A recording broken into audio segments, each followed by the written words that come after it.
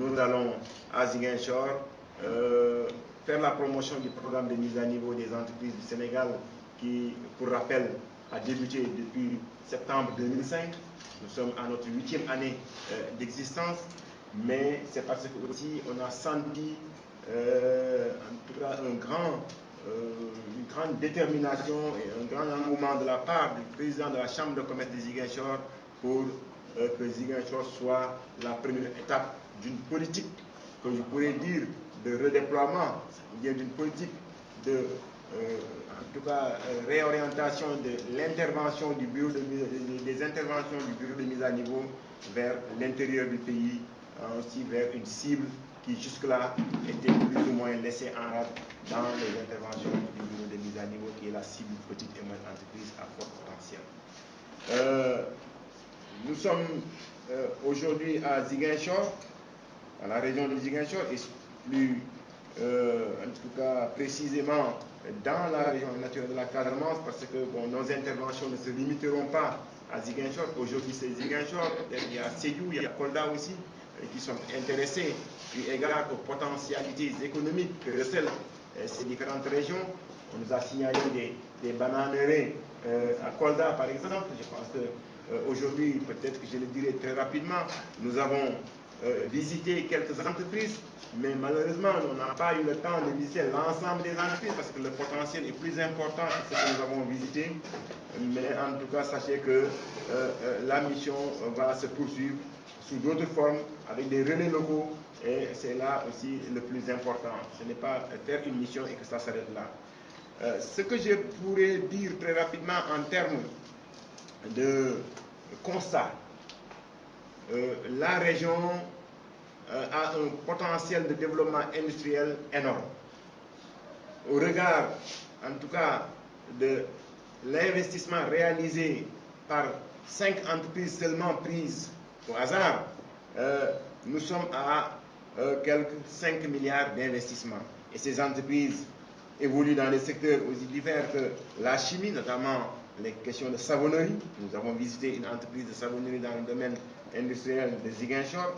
Nous avons visité dans l'agroalimentaire une entreprise à Kataba, par exemple, où quand même des investissements importants de l'ordre de 800 millions ont été réalisés par des fils de la région qui aujourd'hui, en tout cas, montrent, si besoin en est, que l'investissement aussi n'est pas fortuit, mais obéit à des choix stratégiques, et notamment aux potentialités que recèle la zone d'investissement. Et à Kataba, c'est les mangues, l'exportation des mangues, mais aussi la transformation de ces mangues-là dont il est question. Il y a aussi, avec l'entreprise Saveur du Sud, le complexe dans le domaine touristique. Ce matin, nous étions aussi au Cap Skirring, où quand même des questions importantes ont été soulevées. Et là aussi, l'investissement qui a été réalisé par un promoteur dans le complexe résidence de la Palmeraie avoisine les 2 milliards de francs. Donc aussi ça c'est important en termes d'investissement. Mais le plus important aussi c'est ces milliers et des milliers de femmes et de petits producteurs qui, organisés sous forme de coopératives, participent aussi à l'émergence d'un tissu industriel. Et je pense que aussi on aura l'occasion peut-être d'y revenir. Ce n'est pas des entreprises qui sont candidates peut-être pour le moment à la mise à niveau, mais c'est ce qu'expliquait tout à l'heure M. Lee, le fait d'être accompagné par d'autres structures d'appui, d'autres structures de dispositifs d'appui, dirais-je, c'est pour montrer que ces questions-là vont être prises en charge par certaines structures afin de les préparer à la mise à niveau, par exemple. Parce que nous avons visité aussi le complexe, le quai de pêche, qui est quand même un poumon de l'économie régionale. Et ce quai de pêche, en tout cas, nourrit des ambitions d'agrandissement, d'extension, et je pense que aussi de disposer de laboratoires microbiologiques pour permettre aussi à ces structures-là de jouer efficacement leur rôle dans le développement économique et social de la région.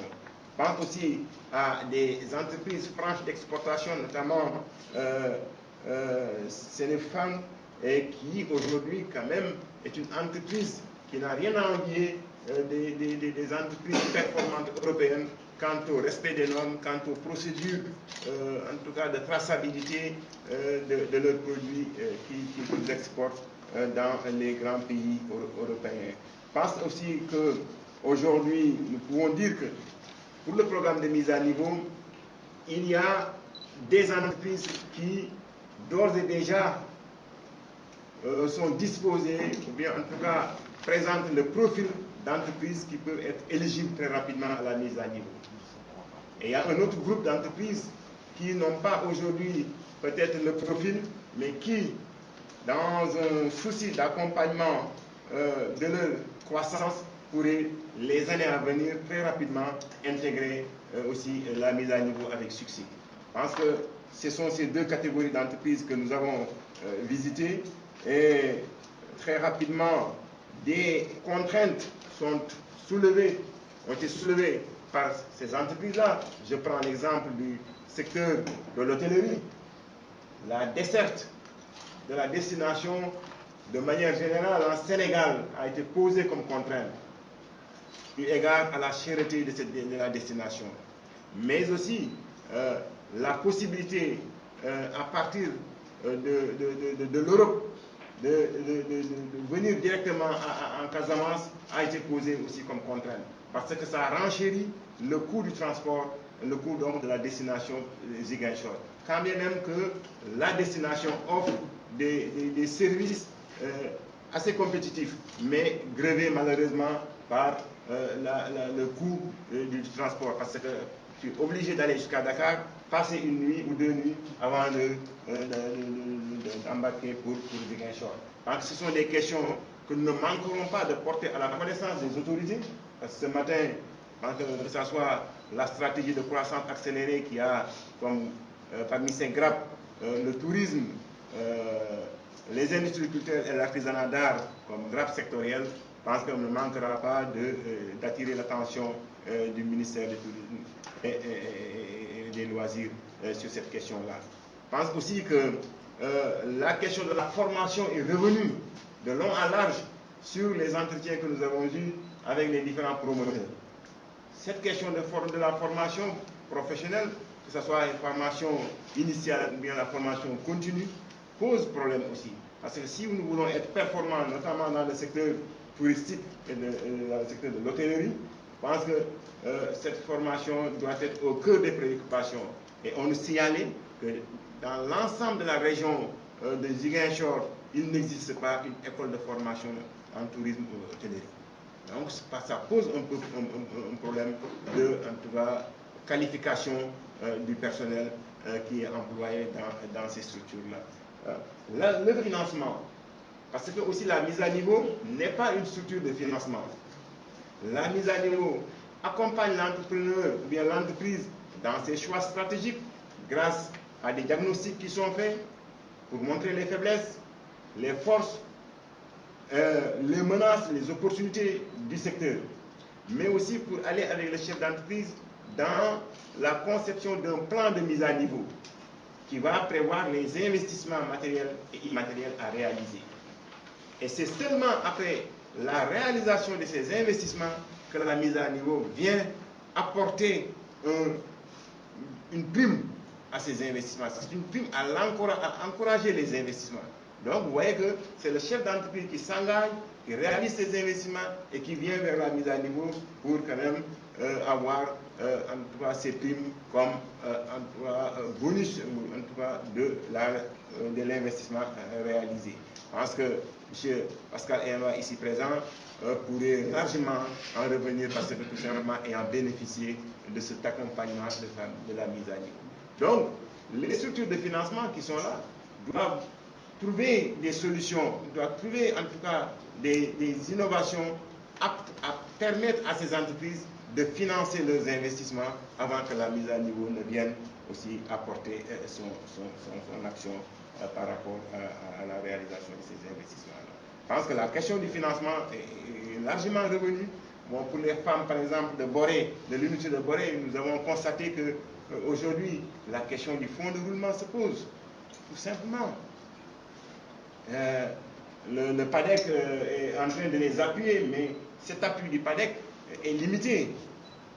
Aujourd'hui, à la fin de ce programme, effectivement, il faut songer à comment pérenniser ces appuis. Donc là aussi, c'est une question essentielle qui a été posée par les différents entrepreneurs, en tout cas sollicités. En définitive, en tout cas, nous sommes très satisfaits de cette mission qui va se poursuivre, en tout cas avec des relais locaux.